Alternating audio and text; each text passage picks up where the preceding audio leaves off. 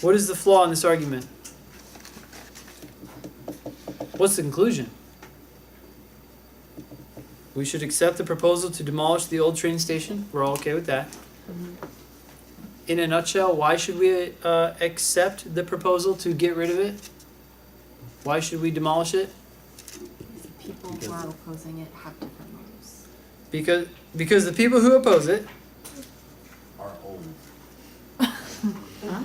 all right, let's recap what they're trying to say. They're old. Thanks, JJ. Is dominated by people who have no commitment to long-term economic well-being.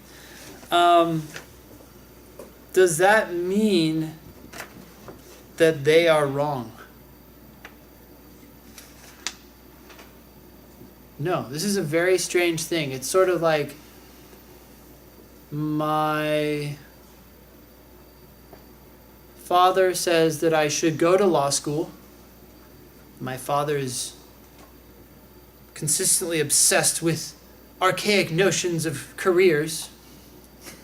Therefore, I should go to law school. Yeah, that makes sense.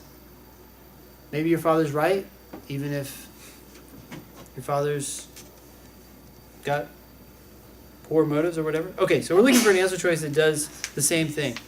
Which answers were we debating? A. B? E. A and E? Okay. Was anyone debating D? Alright. So, first of all, let's clear out D. D is wrong because this is not an invalid argument.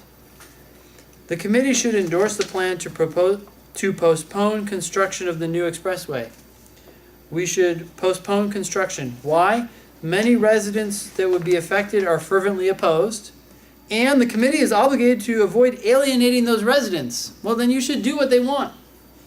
Right? That's different than the train station argument, which is like, we should do the opposite of what they want because they seem to have poor motives or whatever. Right? Their motives are essential to what our decision is going to be, and so looking at what they think is actually relevant. Answer choice E, one should not borrow even small amounts of money unless it is absolutely necessary. Wait a sec, I already don't like this. How is this conclusion different from the original?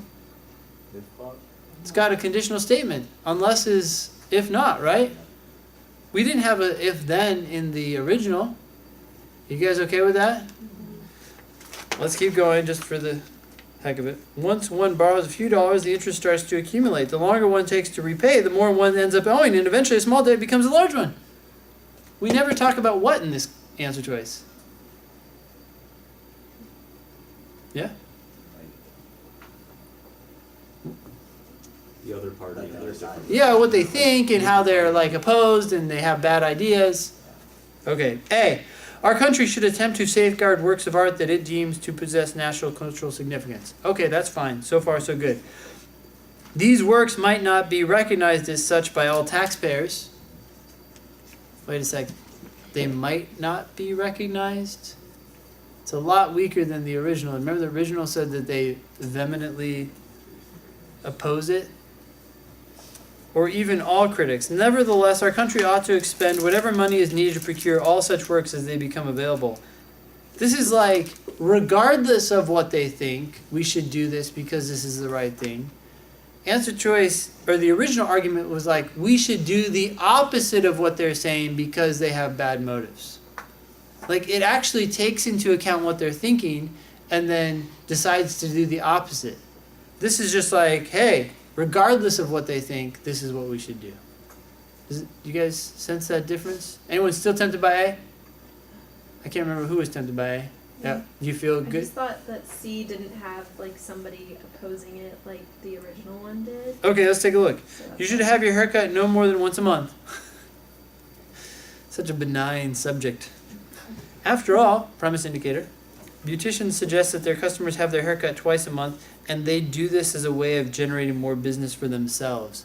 It's basically kind of saying, hey, we should do the opposite of what they recommend because their motives are bad. Even if someone's basically, you know what this flaw is? This is the whole like, just because you're biased doesn't mean you're wrong, right? You can be biased and be right. Sure, you can be biased and you can be wrong, but just because you're biased does not mean that you're wrong. And yet that's what this original argument is doing, and that's what answer choice C is doing. Sure, beauticians are biased. They have a motive to lie to you, but it doesn't mean that they are. Or to give you bad advice. Lying is a strong word. Yes? Do you say that's like a ad hominem fallacy or not really? Just the whole. You know, I'm not really good at all those names. Or like So ad hominem is like you're attacking the person, right? But if you're attacking their bias, you're not really attacking. Yeah, it seems to be. I'm wondering if this. My guess is that'd be a different flaw, but I'm not sure. Because I don't know that term super well. It just doesn't really. They don't ever really use it on the test. Like flaw put into their flaw questions a lot, like where the author is against or like suggesting the opposite of something based on someone's motives. Based on their motives. Yeah, like the author is like suggesting an alternative. Yeah, to me that would feel like bias. I think ad hominem would be sort of like their character. Yeah. Yeah. So, And instead of using that phrase, they'll describe it as like, the argument is flawed because it attacks the character of the opponents rather than the merits of their argument or something like that. So yeah, I think this would be like, maybe it's a subset of those kind of flaws, but it seems like almost like a different one. Like you have biases and then you have going after their character. Cool. All right, any other questions on this one? Okay.